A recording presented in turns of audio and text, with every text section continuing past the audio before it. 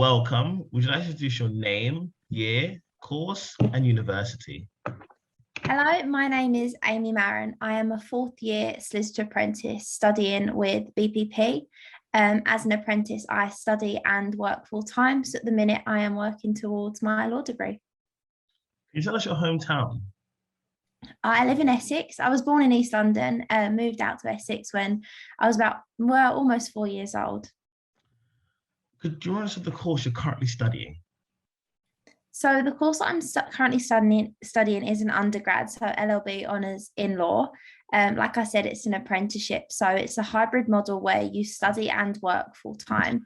20% of your week is allocated purely to study, but you still are expected to do the same modules as you would if you were doing a full-time law degree. The only difference is we study one module at a time, as opposed to 2-3 modules. Why did you choose your course? My course was a bit of a detour, if I'm being honest. So I started studying at a university. I was a Paralympian in, I call it my previous life, so a Paralympic swimmer. I came home from the Paralympics in Rio, and I was kind of told at sixth form that the only way to be successful was to go to university, was to get your degree. There was no really any other option aside from going to work.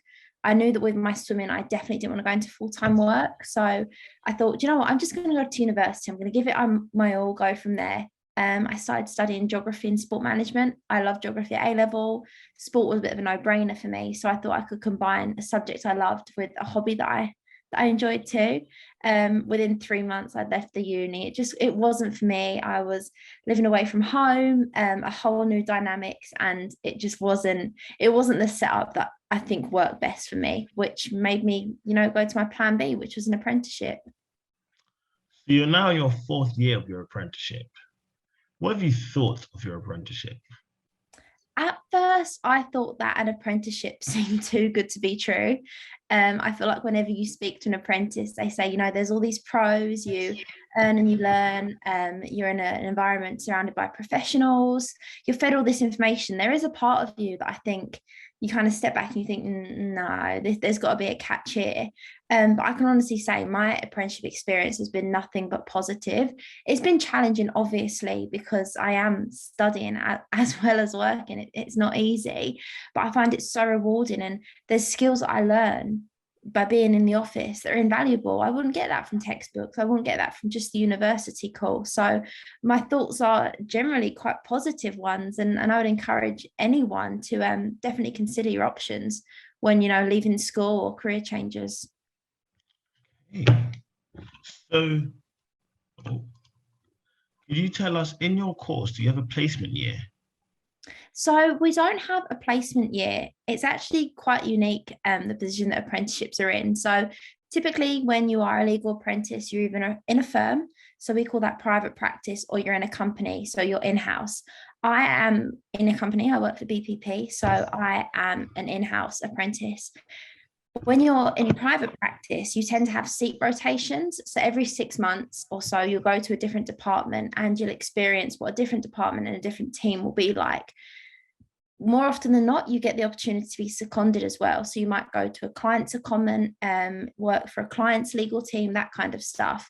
And secondment is pretty much the same in house as well as private practice. So I think the legal industry is just so varied that it would be crazy if you were just sat in one team for your entire apprenticeship or the entirety of your training contract, because there's so many niche areas and so many different areas of law that you'd be a bit lost if you're only on one from the start.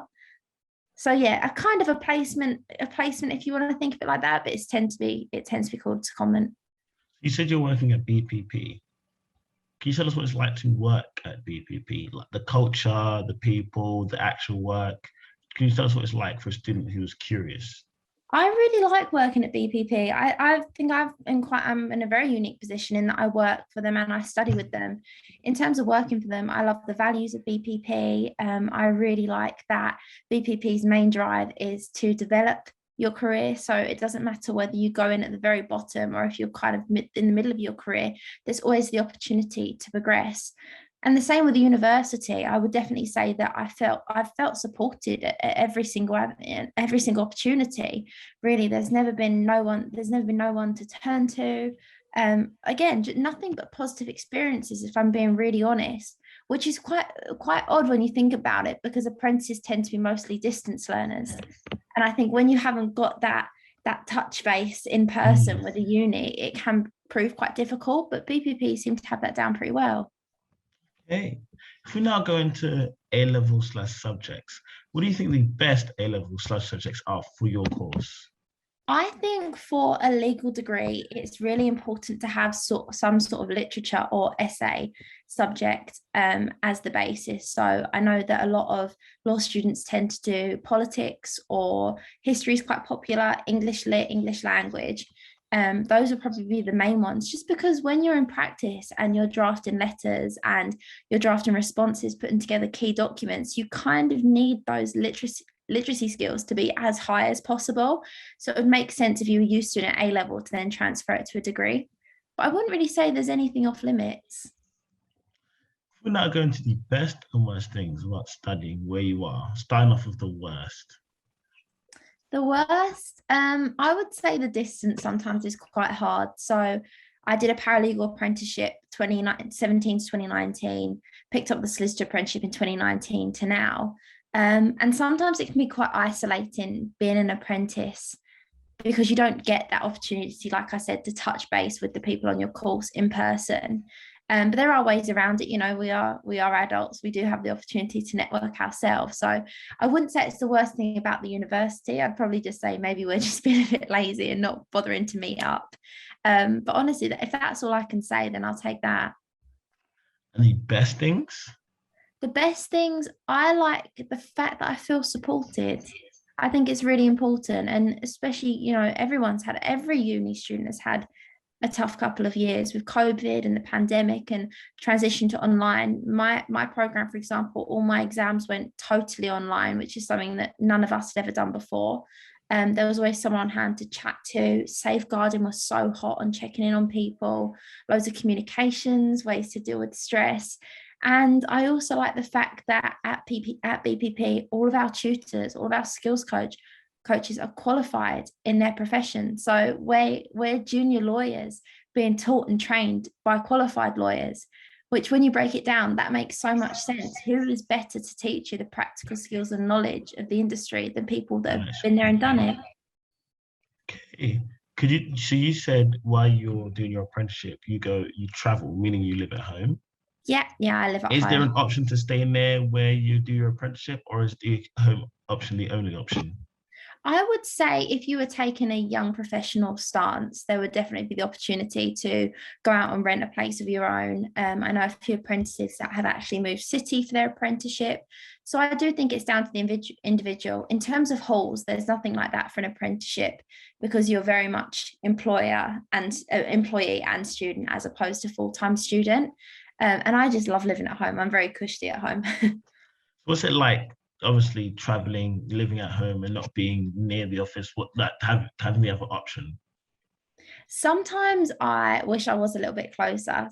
It would be nice to just roll out of bed some mornings and, you know, be a 5-10 minute walk from my office. I mean, I'm only in Essex, and I work in the city, so it's probably about half an hour on the train. I definitely took the commuting aspect for granted when it was COVID. I didn't realize how tiring it is to sit on a train and do nothing. Like it is unbelievable. An hour of your day. I get home on a Wednesday and Thursday, and I just can't wait to go to bed.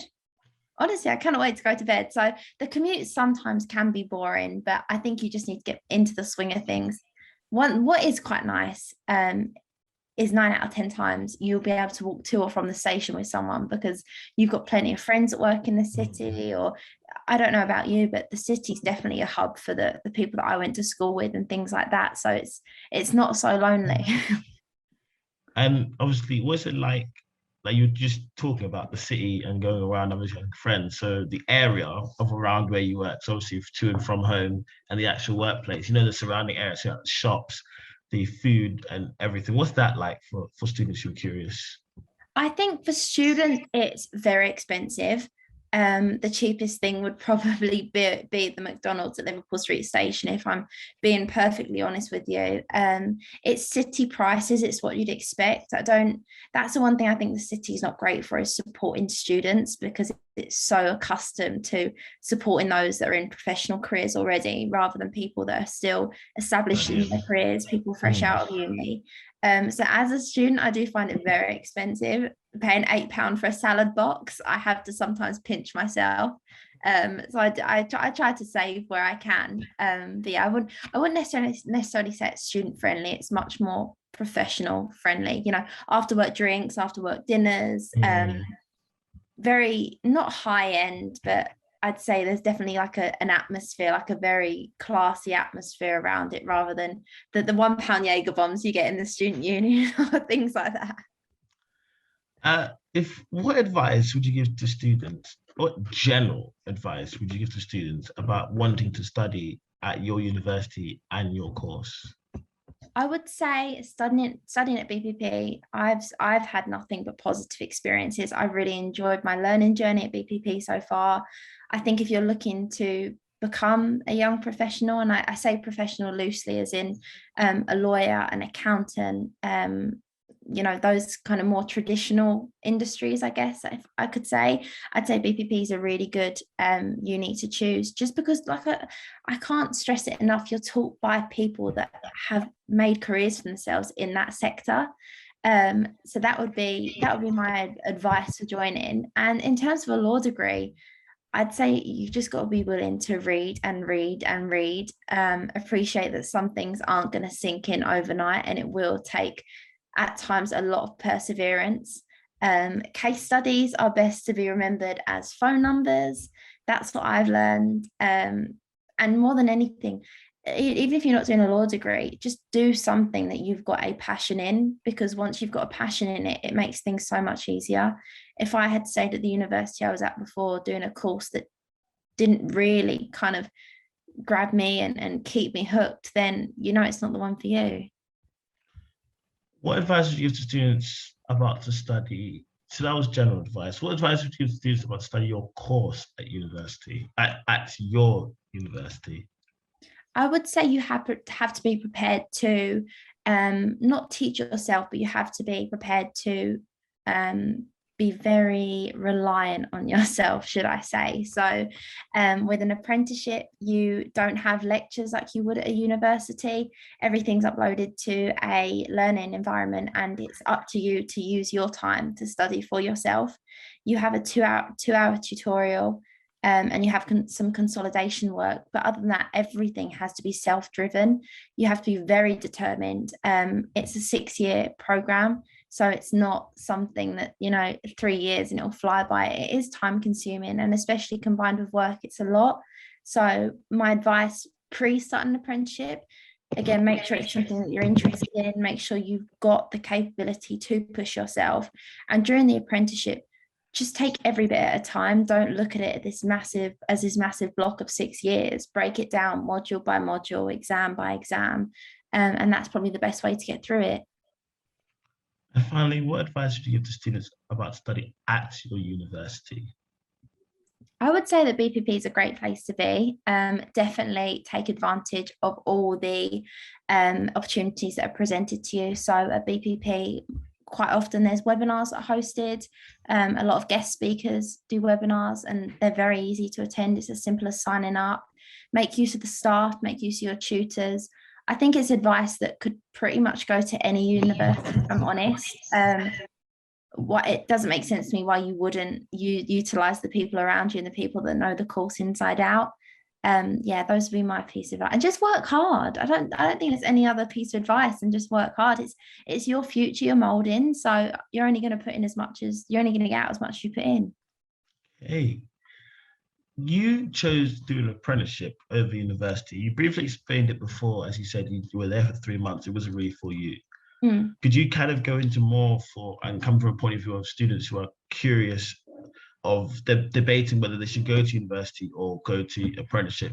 What's the biggest, like, the reason you obviously, like you said, it wasn't for you, you were out of home, it was just the work, wasn't it? So could you go a bit more into it, just for students who are curious of choosing are split between choosing university and apprenticeship, but leaning more towards an apprenticeship? I would say, first and foremost, again, it's utilizing these people around you. There's a whole world of legal apprentices on Instagram. There's a whole world of apprentices on Instagram. So, at the touch of your fingertips, first of all, social media is very accessible. I know some schools are very lucky to have career advisors come in, utilize them, bounce ideas off of those. If you can, try and join sessions where apprentices are given their very honest account of their experience so far. And if if you're stuck between these two options, try and choose the pros and cons of both of them. I mean, there are cons to an apprenticeship. I'm not going to sit here and say it's fantastic all the time. I am working full time and studying full time. It's hard work. It's intense. It's a lot of work. But at the same time, the pro of that is that what I'm getting from work is so rewarding. University, for example, fantastic social life. Apprenticeship, not really a social life unless you kind of make a social life for yourself. So you have to take that personal decision and think, what is going to be the best option for me? If you're stuck in university and not enjoying it, there is absolutely no shame and no stigma in leaving a course that's not going to serve you when you get to the end of your career or the end of your time studying. Odds are you're not going to enjoy your time, you're not going to enjoy studying the subject, you're not going to do well in the subject because you're not interested in it. I think there's a real stigma around not going to university and choosing the apprenticeship route. And that's why people like me are so willing to give accounts of our experience so far and kind of put the word out there that it's not, you're not stupid if you choose to do an apprenticeship. You're not less skilled if you choose to do an apprenticeship. It's just another way of getting to a qualification. Okay. So at this point, sorry, before we get to that, could you tell students about your Instagram? So my Instagram account, I'm not that great on it, if I'm honest. I find things hard to update just because I think I'm so in the swing of being a student and an employee at the same time that I kind of forget that my experience might be different to people at university or different from other apprentices. I originally set up my Instagram because there is, like I said, this whole world of junior legal career starters, and it's a great way to network with people. I also touched on that apprentices don't really get that opportunity to network kind of outside of their workplace. So the idea of setting up this Instagram account was to put my name out there as an apprentice, was to find other people like me, share my experience, the highs, the lows, everything in between. And I mean, people put everything on there. There's studying tips, there's work outfits of the day, there's pros and cons of their company, pros and cons of their course. So it's really eye-opening to know that sometimes when things feel hard, you're not the only one that feels that way. There's a whole network of us that 9 out of 10 times are going through the exact same thing. So I don't post as regularly, but I definitely like to go on there and see what people are up to. And are there ways that I can improve being a student? Are there new things that I can implement into my studying routine, for example? So anyone, I would say, if you're looking to set up an Instagram that's purely related to your course, do it. You don't have to be active and posting all day, every day. You can just kind of put your foot in the door and see what's out there. And finally, at this point, we have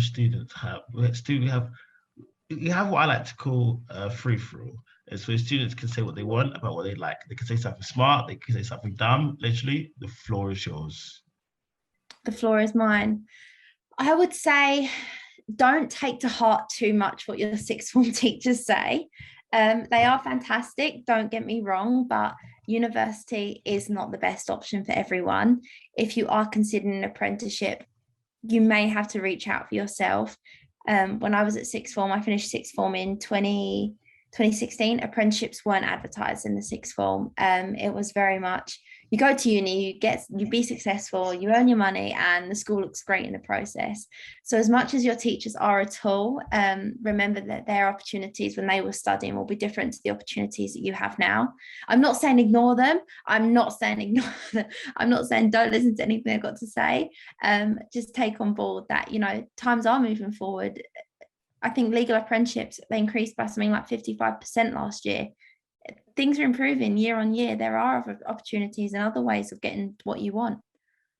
but definitely listen to them. I'm not saying turn a blind eye. I don't want this to be like a free-for-all in terms of all these sixth formers saying, well, Amy said I can just ignore you, do I want? Don't forget to like, subscribe, and I'm plugged in.